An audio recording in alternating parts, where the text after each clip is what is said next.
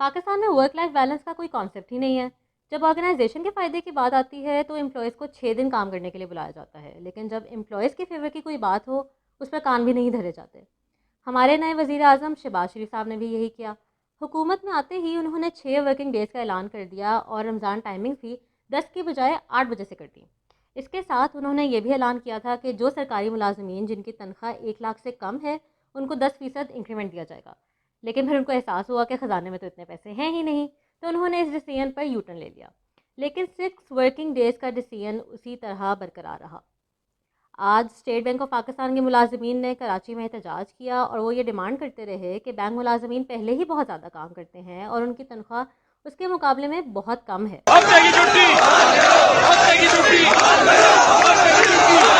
ہم بھی اکثر یہ دیکھتے ہیں کہ ویسے تو پبلک کے لیے بینک 5 بجے بند ہوتے ہیں، لیکن بینک امپلائیز اس کے بھی کافی دیر بعد تک کام کرتے رہتے ہیں۔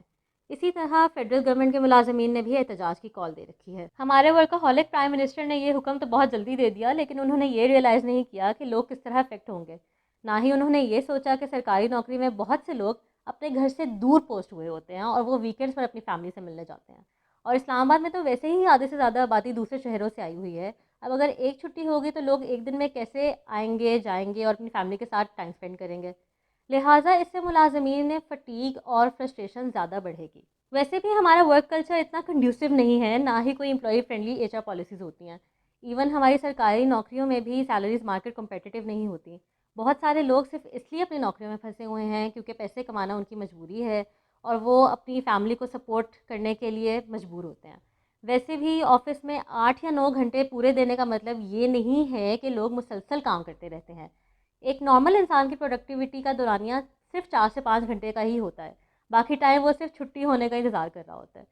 اوپر سے رمضان میں ابھی لوگ سحری کر کے سوتے ہی ہیں تو ساتھ ہی دفتر جانے کا ٹائم ہو جاتا ہے۔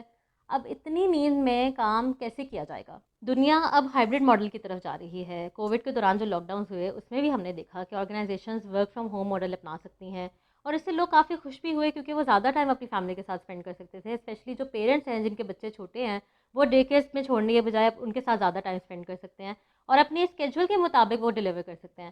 ہاں، لیکن سروسز انڈسٹری سے ریلیٹڈ لوگوں کی پرابلم ہوتی ہے، ان کی پریزنس ضروری ہوتی ہے، جیسے ڈاکٹرز ہوں یا لا انفورسمنٹ کے آفیشلز ہوں۔ حکومت کو یہ لگتا ہے کہ سیٹرڈے آن کرنے سے اکانومی بہتر ہو جائے گی، لیکن یہاں پر شہباز شریف صاحب یہ چیز کنسیڈر نہیں کر رہے کہ جب چھٹے دن بھی دفتر کھلے گا تو اسٹیٹ ریسورسز بھی زیادہ استعمال ہوں گی۔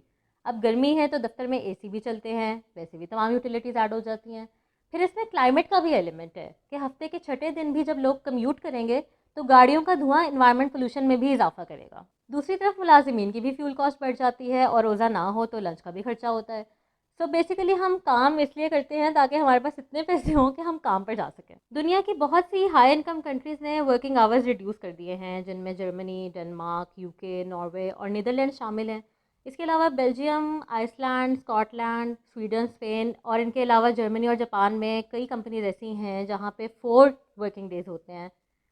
ایون متحدہ عرب امارات میں بھی 4.5 ورکنگ ڈیز ہیں، لیکن زیادہ تر ایشین کنٹریز جیسے کہ کمبوڈیا ہے، میانمار، بنگلہ دیش اور ایون انڈیا میں بھی زیادہ ورکنگ آورز ہی ہیں۔ اس کو ہم ریلیٹ کر سکتے ہیں کہ یہ لو انکم کنٹریز ہیں اور یہاں پر اسٹیٹ کلچر بھی کافی زیادہ ہوتا ہے، تو لوگ ایکسپیکٹ کرتے ہیں کہ لوگ زیادہ دیر کے لیے دفتر میں آئیں اور کام کریں۔